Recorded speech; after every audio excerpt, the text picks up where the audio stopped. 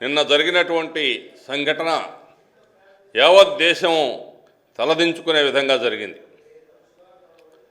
వైసీపీకి చెందినటువంటి అంబటి రాంబాబు, జోగి రమేష్లు తమ యొక్క అహంకారంతో, ఖండకావరంతో గౌరవ ముఖ్యమంత్రి నారా చంద్రబాబు నాయుడు గారిని, మంత్రి లోకేష్ గారిని సభ్య సమాజం తలదించుకునే విధంగా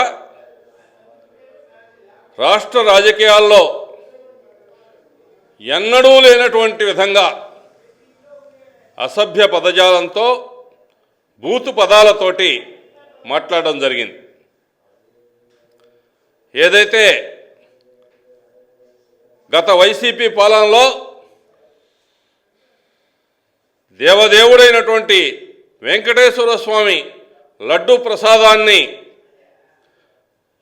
అపచారం చేసి దాంట్లో కల్తీ నెయ్యితో చేసి కోట్లాది మంది హిందూ భక్తుల యొక్క మనోభావాలు దెబ్బతీసి అప్రదిష్ట మూటగట్టుకున్నారో అవన్నీ వరుసగా ఒకటికొకటి నిజాలను తేలుతున్న సందర్భంలో ఆ యొక్క అప్రదిష్టను ఏ విధంగా రూపుమాపుకోవాలంటే ఈ టాపిక్ను డైవర్ట్ చేస్తే ఏదో విధంగా దీన్ని డైవర్ట్ చేసి ప్రజల దృష్టిని మరల్చాలా అనేటువంటి ప్రయత్నంతో నిన్న కావాలని చంద్రబాబు నాయుడు గారిని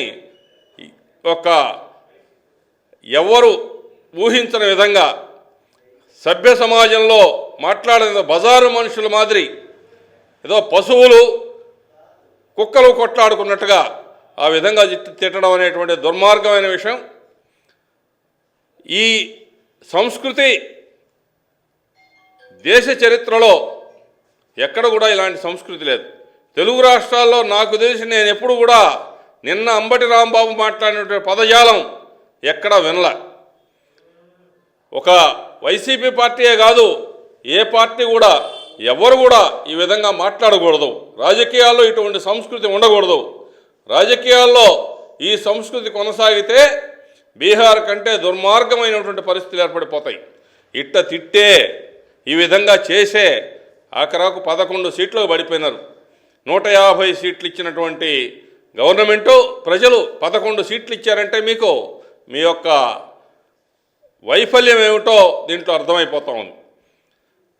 ఈరోజు ఆ యొక్క టాపిక్ను డైవర్ట్ చేయడానికి మీరు చేసినటువంటి ప్రయత్నం నిజంగా ఇది మీరు ఎన్ని చేసినా కానీ జనం అయితే ఈరోజు ఒకరోజు దీని గురించి ఆలోచించారే తప్ప ఈ యొక్క వెంకటేశ్వర స్వామికి చేసిన అపచారాన్ని ఎట్టి పరిస్థితుల్లో కూడా జనం మర్చిపోరు.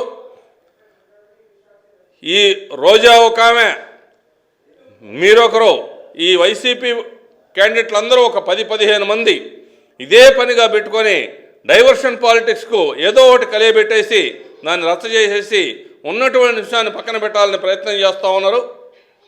ఈ ప్రయత్నాలన్నింటినీ కూడా జనం తిప్పి కొడతారు.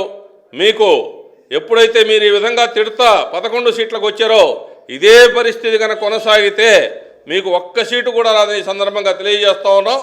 మిమ్మల్ని తీసుకుపోయి ఈ దేశంలో ఉండే నదుల్లో, గంగలో ముంచినా కానీ మీ పాపాలు ప్రక్షాళనగా ఆ గంగా నదులు కలుషితమైపోతాయి. కానీ మీరు మాత్రం మీ పాపాల నుంచి పొంగొట్టుకోలేరు.